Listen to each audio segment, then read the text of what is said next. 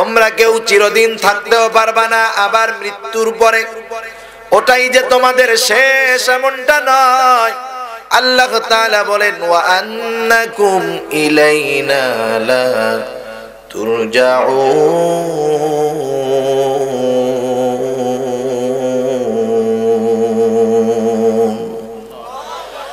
আল্লাহ রাব্বুল আলামিন বলেন তোমরা পুনরায় আমি আল্লাহর কাছে ফিরে আসবা, আমার দিকে তোমরা প্রবর্তিত হইবা। আমি আল্লাহ বেহুদা তোমাদেরকে সৃষ্টি করি নাই। তাহলে আল্লাহ তাআলার কাছে ফিরে যাব। এই যে 60 বছর, 70 বছর, 80 বছর, 90 বছরের হায়াত, এটা কিন্তু খুবই অল্প সময়, খুবই কম সময়। আমরা রূহের জগতে কত বছর অতিক্রম করেছি এটা আল্লাহই ভালো জানে। আবার মৃত্যুর পর আলমে বারজাখে কত বছর থাকবো আল্লাহই ভালো জানে। আর যখন জান্নাত অথবা জাহান্নাম, কেউ যখন চিরস্থায়ী জান্নাতি হবে, কেউ চিরস্থায়ী জাহান্নামী হবে, ওই জান্নাতে যাবে, শুরু হবে কিন্তু শেষ হবে না। জাহান্নামী চিরস্থায়ী জান্নাতে প্রবেশ করবে, শুরু হবে কিন্তু তার জাহান্নামে ভোগা শেষ হবে না। এর মধ্যেই অল্প কিছু সময়ের জন্য আল্লাহ দুনিয়ায় আমাদেরকে পাঠাইলেন, কিন্তু দুনিয়ার সময়টা কম, কিন্তু এই দুনিয়ার সময়টা সবচাইতে মূল্যবান। সবচাইতে মূল্যবান সময় হলো দুনিয়ার জিন্দেগি। আর এই দুনিয়ার জিন্দেগি আমরা সবচেয়ে হেলায় ফেলায় কাটায় দেই। নামাজের খবর নাই, নেক কাজের খবর নাই।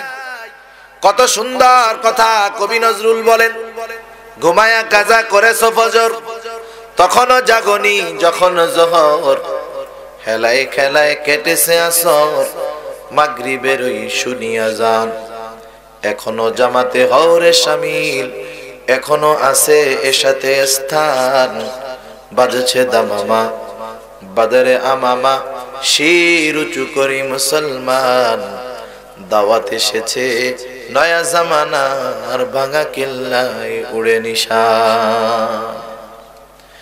দিনের পর দিন তো চলে যায়, বয়স বাড়ে না বরং বয়স কমে, ঠিক না? কারণ আমার আপনার এক্সপায়ার ডেট কতদিন, এই দুনিয়ায় থাকবো কতদিন। আল্লাহ তাআলা মায়ের গর্ভে যখন আসছি প্রাণ দিয়েছেন, এক্সপায়ার ডেটও লাগায়া দিয়েছে।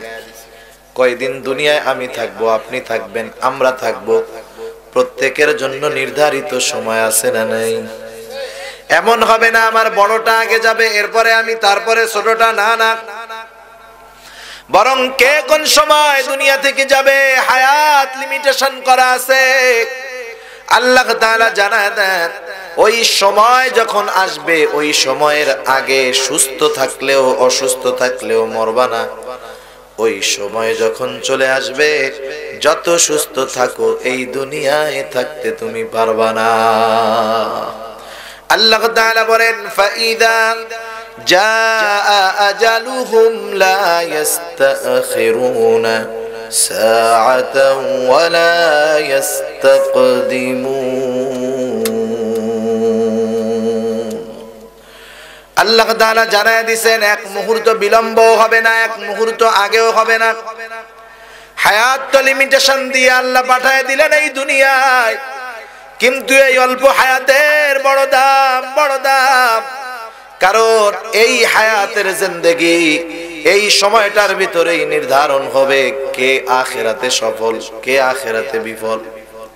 সেই জন্য এই সময়টার বড় দাম। বালেগ হওয়ার পর থেকে নিয়ে মৃত্যু পর্যন্ত, বালেগ হওয়ার পর থেকে নিয়ে মৃত্যু পর্যন্ত এই সময়টার বড় দাম। এই সময় যার আমল যেমন, তার সাথে মৃত্যু পরবর্তী ফয়সালাও হবে তেমন। সেজন্য এই দুনিয়ার হায়াতের দাম আছে না? কিন্তু এই সময়টাকে নাস্তিক মুরতাদেরা, ইসলাম বিদ্বেষীরা আমাদেরকে ফুর্তির টাইম হিসাবে উল্লেখ করতে চায়। আমাদেরকে বলে দুনিয়া হলো এনজয়েবল টাইম, দুনিয়া হলো এনজয়ের সময়, উপভোগ করো। যুবকদের বলে না, দেখেন না মাঝে মধ্যে, এখনই পাখা মেলার সময়, বিভিন্ন সিম কোম্পানি অফার দিয়ে কি বলে, উড়ে বেড়াও, এই করো সেই করো, তারুণ্যের উচ্ছ্বাস, তারুণ্যকে উপভোগ করো। এগুলা ইসলাম মুসলমানের কথা নয়, এগুলা নাস্তিক মুরতাদ ইসলাম বিদ্বেষীদের কথা। ঠিক কিনা বলেন? এই জন্যই তো অবস্থা কি।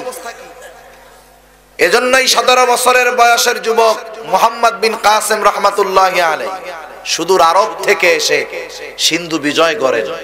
আর আমাদের দেশের 17 বছরের যুবক বিয়ে করলে জেলখানায় যেতে হয়। ঠিক না? মানে 17 বছর 18 বছরেও বালেগী হয় না। কোথায় নাস্তিক মুরতাদেরা আমাদের চিন্তা শক্তি ঢুকায় দিচ্ছে।